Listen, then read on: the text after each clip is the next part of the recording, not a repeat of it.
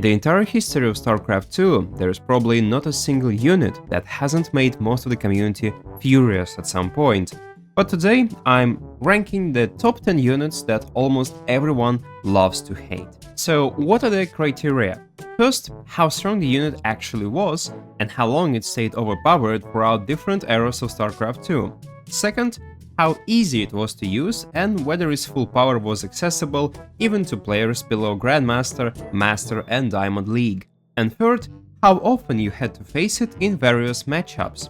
Of course, some of these picks come down just to my own opinion and my own bias, as I'm a Zerg player as you know, but I'm pretty sure you'll agree with at least 80% of this list. Also, feel free to drop your own suggestions in the comments. Let's start with the first one, and that's gonna be the Mule. And here we've got a really interesting case. On the one hand, mules have been in this game forever, basically since launch, and Blizzard barely touched them across the entire 15-year lifespan of StarCraft 2, despite constant complaints. But the funny thing about this imba is that people only remember it when every other broken thing has already been nerfed. Mules are Terran's main economic superpower. One mule mines roughly the same as 3 to 4 SCVs, and 4 mules basically give you the mineral income of a fully saturated Terran base. This alone lets Terran pull off some absolutely insane comebacks, which is why killing them can be really difficult. The most legendary example is the famous TEFL vs MVP game, where MVP stabilized with only 4 SCVs thanks to mules, and he eventually won, and we even had a story about that. No other race could survive with an economy that tiny. Similar games kept happening in Heart of the Swarm, where Terrans showed ridiculous survivability even with almost no workers. In late game, mules give Terran another unique advantage. Terrans often build tons of orbitals just to spam scans and get better map vision, but also to mine with mules. This lets them cut their worker count dramatically, and SCVs basically get downsized and replaced by robots. Good old Terran capitalism. And naturally, this lets Terran field a bigger army than other races, because instead of needing 70 workers, they only need around 30 or 40, mostly for gas, since mules can't go into refineries. And this is why other races dislike this unit so much, because no matter how much economic damage you do to Terran, if they have more than 3 command centers, they can recover way too easily. So players constantly begged Blizzard to nerf mules. But still, compared to the rest of our list today, mules are actually pretty tame, and honestly, Terran kinda need them, because without mules, they would not be able to keep up with Zerg's larva-powered economy or Protoss chrono-boosted probes. So yeah, people don't like mules, but they are not the most infuriating things in this game anymore, mostly because StarCraft 2 has plenty of more obnoxious things to complain about. Next we have Sentry, and yes, this is a legendary Protoss unit that has kind of faded into the background today, but back in the old days, this thing was every race's worst nightmare. It all started in the early years of StarCraft 2, when Protoss players came up with countless Sentry-based build orders. In 2011 especially, Protoss were at peak hate levels, because they perfected yet another annoying unit, and that's of course the Sentry. This unit was used in a million different versions of all-ins and cheeses, and at the time it was insanely hard to counter. A little later came one of the most infamous build orders ever, Parting's Soul Tray, the Sentry Mortal Push. Zergs basically had no reliable answer to that.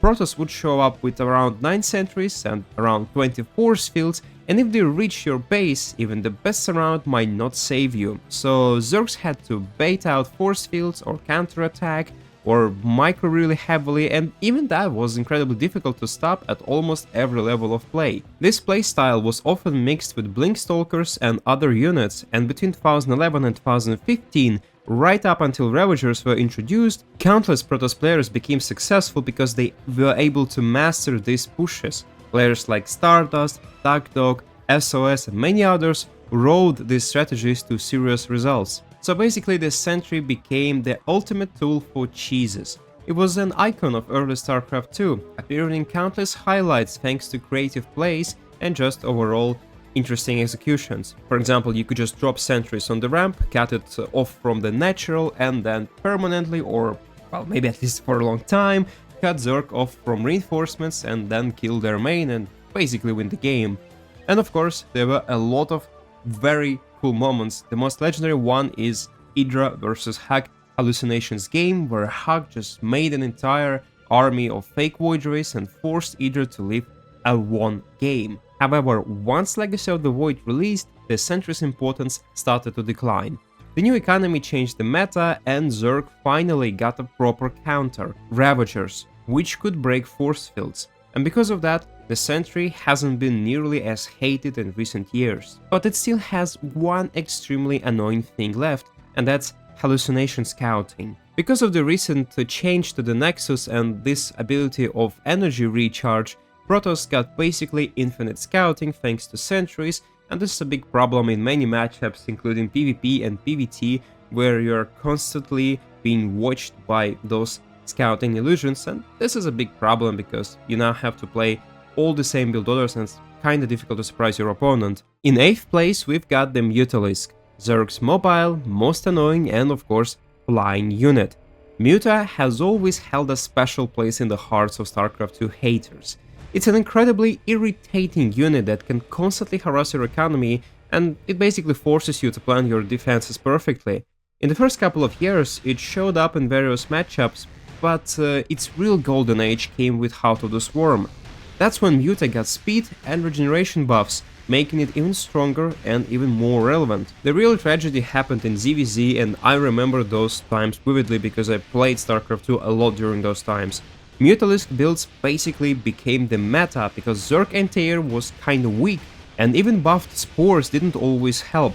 Mass Muta became extremely common and drove every Zerg player on the planet insane. The thing is, we never had lurkers in Heart of the Swarm, so the player who is going for Mutas, he could just amass around 30 or 40 Mutalisks, then add 50 Bailings, and the only thing you had to counter that was basically Infestor Fungals, but it was still very hard to dodge Bailings when there are like 50 of them and you only have 30 Hydras, so this was a big pain. But Mutalisks were also just as strong in other matchups. In ZVP we even got a special term, the Muta Switch, where a Zerg would trade off their ground army and then instantly pop out 30 or 40 Mutas. Because this transition was so sudden, Protoss had almost no way to respond to that in time. And of course, Mutalisks were famous for base trading. They could force Protoss or even Terran into a base race and then instantly erase their economy and tech. In the hands of a skilled player, Muta could actually take insanely efficient fights and pull off ridiculous trades. But above all, Muta's main strength has always been surprise factor. An unexpected Muta timing can lead to a lightning-fast GG in any matchup, and with recent Spire changes, Mutalisks are creeping back into the meta again. The biggest victim, as always, is gonna be Protoss, because defending Mutas properly is incredibly difficult, and even Phoenixes aren't a guaranteed answer unless you've got a range upgrade, and you still need to micro them quite heavily. You know, one small mistake and the entire game can slip away instantly. So this is a really problematic unit, and I kinda use it a lot in my games because I'm a Zerg main, so it is what it is. But at the same time, Mutalisks have very real weaknesses, they are expensive, they are extremely fragile, and they can evaporate in a second to a couple of Widow Mines, which we've seen countless of times in this history of StarCraft 2, and of course your opponent can just scout your Spire, and if he has like extra 30 or 40 seconds, then Muta's probably not gonna be able to do that much damage, and that's why they are not higher on our list today. In the 7th place we have the Swarm Host. If I were making this list in 2013 and 2014, this thing would be number 1 without a doubt. But its reign didn't really last that long, and for the last 10 years the Swarm Host has been a shadow of its former self. Back in the day though, this was the most hated unit in the history of StarCraft 2. We all remember those hour-long Locust Stalemate games, and I even made a separate video discussing this exact topic. 3 units in general are a terrible fit for StarCraft 2 design, because they break the fundamental balance between offense and defense. Normally, defenders have the advantage because they have faster reinforcements, better positioning, static defense, and so on, and even when you're down in supply, you can still take a slightly better fight and turn the game around. But Swarm hosts basically break that balance. You cannot take a better fight against 3 units, that's just impossible, and Locusts will always trade cost efficiently, even if they do a minimal damage, even if they kill like a single zealot or a single building, doesn't really matter, and a bad attack into a fortified Swarm host position could lose your entire game, and this was especially miserable in ZVP, where both players were forced to turtle and wait for a perfect anti-Locust army composition. However, even after heavy nerfs in Legacy of the Void, Swarm hosts still annoyed plenty of people, because, the sudden burst of damage, the insane DPS that they have, and, the massive punishment for a single mistake, losing to that just feels kinda bad. And today, of course, they are far from being imba, and in fact they are almost never used, but this idea, this concept of this free unit still feels disgusting and unfair to many players. And 6th place goes to the Adept, one of my personally most hated units in this entire game. If it was only my opinion, I would probably place it higher, but, I gotta be objective. Anyway, it's basically a woman you spend the whole game chasing only for her to constantly slip away while also robbing your economy and leaving you broken. That's a horrifying concept. And there are tons of Adept build orders, and back at release they were even worse. Their shade vision range used to be massive, they could actually see your entire base, and their sheer power turned Adepts from a scouting tool meant to help Protoss survive the chaotic early game into a full-on weapon of economic destruction, and honestly just destruction in general, because sometimes they could take a head-on fight. Theoretically, this unit is very easy to counter, but its mobility is unbelievably irritating.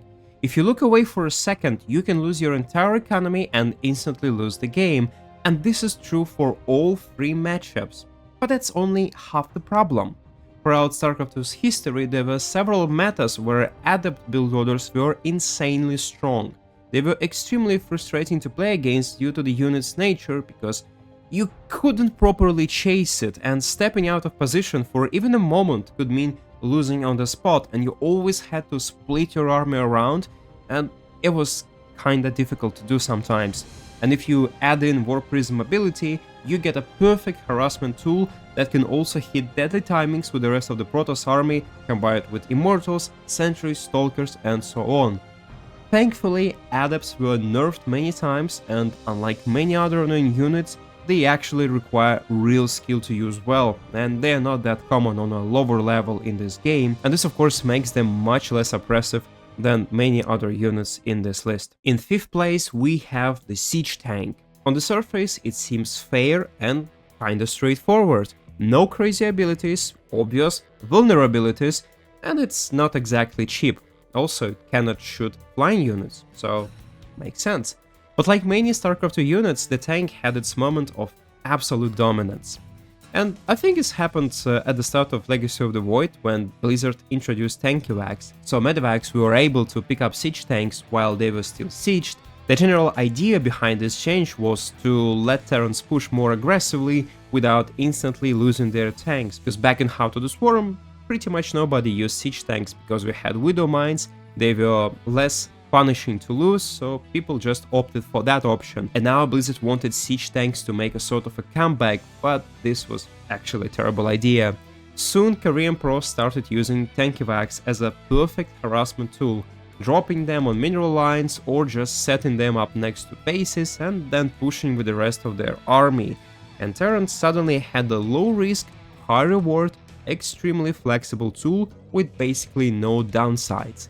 It of course didn't last long, but it definitely left a scar on the player base. Even today, tanks annoy a huge number of newer players, and the reason is simple. Mech. This style lets you beat more skilled opponents with relatively low effort. Tanks were always the foundation of that, and to deal with 20 tanks supported by a force, Azerok needed a perfect flank, perfect spell timing, perfect splits, basically perfect everything, and this is something that's nearly impossible below Masters or Grandmaster League, and that's why the tank sits so high on this list. It's easy to use, but it has a very serious power. In 4th place, I'm putting the siege tank's evil little cousin, the Widow Mine. Imagine taking the entire destructive power of a tank, shrinking it down, making it invisible, giving it anti-air splash, and just splash in general, and then pricing it at just 75 minerals and 25 gas. Sure, it's got a long 40-second cooldown after each shot, but still, in most games, Widow Mines are often way more impactful than you would expect. The darkest years of mine domination were during Heart of the Swarm. Thanks to their insane versatility, mines had countless uses. Many Terrans would literally mass mines and use them in frontal fights instead of tanks, and because they were so cheap, the trades were often better than tank trades. For about 3 years, mines basically pushed tanks completely out of TVZ. Because of their huge splash radius, mines could wipe out giant clumps of units or workers in a single shot. There are plenty of legendary moments in StarCraft history, and I'm sure a lot of people still remember, for example, Revival Incident. This kind of splash made mines incredibly strong against Zerg and even Protoss economies.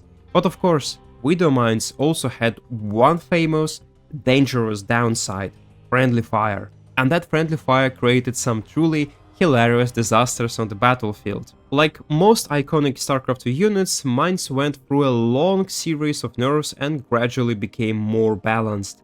But still, this concept of fighting against them still drives people crazy, because the very idea that you have to constantly play around an invisible unit that could be burrowed in 15 different locations on the map, that's already pretty much stressful. And God forbid you forget an overseer or an observer, and that headache will stay with you for a long time. And of course, Terrans love placing mines at rally points, at hidden corners, at your future bases that you want to take for expansion, at any kind of choke points, so basically anywhere Zerg or Protoss reinforcements might pass. And these little ambushes slowly chew through your army shot after shot, and that's why Widow Mines ranks this high on this list. 3rd place goes to Disruptor, easily one of the most random and annoying units in the game. I actually made a whole video about it recently, but it definitely deserves another mention here. Out of our entire Protoss arsenal, this is the only true comeback unit. Thanks to its ridiculous burst damage, it can delete a huge chunk of your army in a single moment. You look away for half a second and your entire force is gone. And, that's infuriating.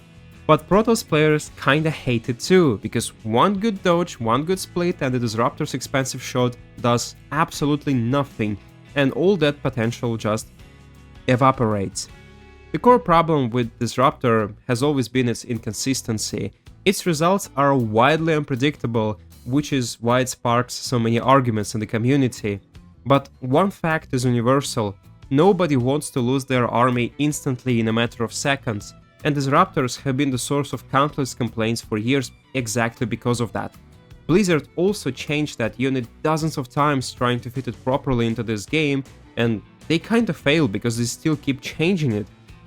And it still hasn't truly found its place under the sun. We just had a recent patch where, again, it has been changed. And if you want a deeper dive, check out my separate video dedicated entirely to this unit. And of course, 2nd place goes to the Infestor, a true nightmare for players that lasted for many years. This puppet master helped maintain Zerg dominance starting all the way back in 2012. The Wings of Liberty version of this unit was unbelievably strong. Fungal growth was instant, completely rooted units in one place and also dealt slightly more damage. Combined with infested Terrans, Infestors could actually solo entire small armies. They could defend base against, a small drop, they could actually deal with a small pack of Marines, Zerglings, Roaches, pretty much anything. And during the same period, players figured out the infamous Broodlord and Infestor composition that actually terrorized ladder and tournaments for nearly an entire year. And I also talked about this one in detail in one of my older videos that you can check out. But 1 year of domination was not enough. The Infestor kept coming back over and over despite multiple nerfs. Heart of the Swarm was relatively calm, mostly because all the hate shifted onto a different unit, and that was Swarm Host. But with the release of Legacy of the Void, the Infestor once again became a massive problem. At one point, Blizzard even allowed it to cast Fungal while burrowed, which made Infestor ambushes absurdly powerful. Still, its biggest issue was always the infested Terrans. Being able to trade for free against basically any army, including air units, made the Infestor extremely important and at the same time incredibly easy to use, and as I already said about free units, this is just a dumb concept. 20 or 30 Infestors could actually counter a Protoss air army, delete a Terran base, or just handle almost any task on the battlefield. And paired with other Zerg units, they were winning battles left and right, basically. Like most casters in this game, Infestor was supposed to be a support unit, but in practice it often became the star of the show, and entire battles depended purely on how well the Infestor was used.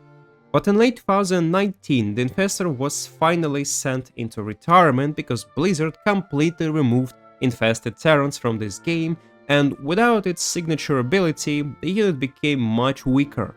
They gave it Microbial Shroud instead, but that spell turned out to be kinda useless, just like the new Infestor basically, because since 2019 this unit has been picked far less often, and for the first time it actually fills its intended role, and it's only used as a situational support piece rather than a multi-purpose killing machine. And I'm sure by now you have guessed what I'm putting in the first place, but before that, an honorable mention, the Mothership Core. This unit survived in this game for many years until Blizzard eventually decided to scrap it entirely. The Mothership Core made it incredibly easy for Protoss to defend against early aggression, and nothing in this game kept your base safer, and that was a good time for many Protoss players.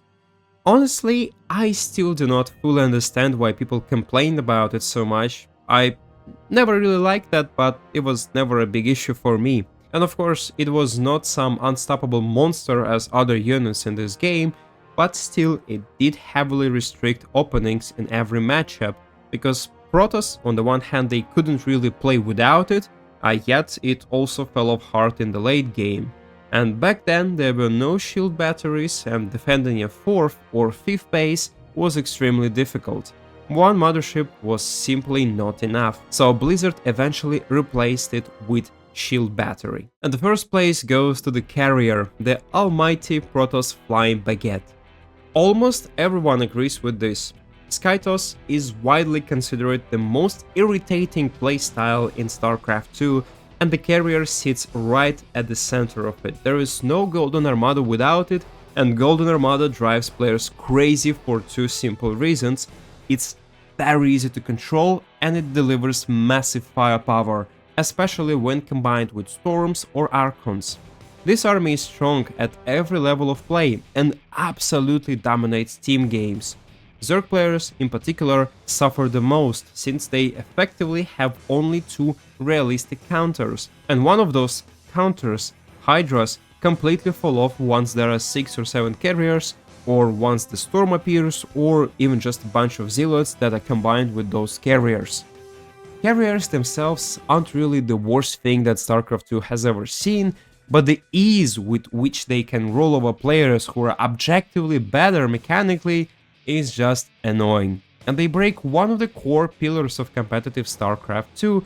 They feel unfair because they are extremely easy to use, and no strategy game should have a unit that feels unfair to fight. StarCraft 2 should not have a unit that you spend 10 times more effort to beat. Across different balance patches, carriers have varied in power, but they were especially oppressive in team games, in 2 versus 2 and things like that. Since 2010, this unit has annoyed the entire community and even became a meme in this game. But just like any OP unit in StarCraft 2 history, carriers also had some weaknesses. They only become truly terrifying once you reach a certain critical mass, and if your opponent hits you before you get those sweet 6 or 7 carriers out, they are nowhere near as impressive as when there are more of them. And in pro level, especially in late game, they are not nearly as scary. With multi-pronged attacks and proper army movement, and also with infestors, vipers and other playstyles, they can be outplayed through mobility and skillful spellcasting. Still, for many players, the carry remains the symbol of the most brain-dead unit, which is also most hated and most infuriating in the entirety of StarCraft 2. And this is it for my list. What's your top 3 most hated units in this game? Post your picks in the comments, and thank you for watching. Check out our other videos on problematic StarCraft 2 units. Have a good day, and see you next time.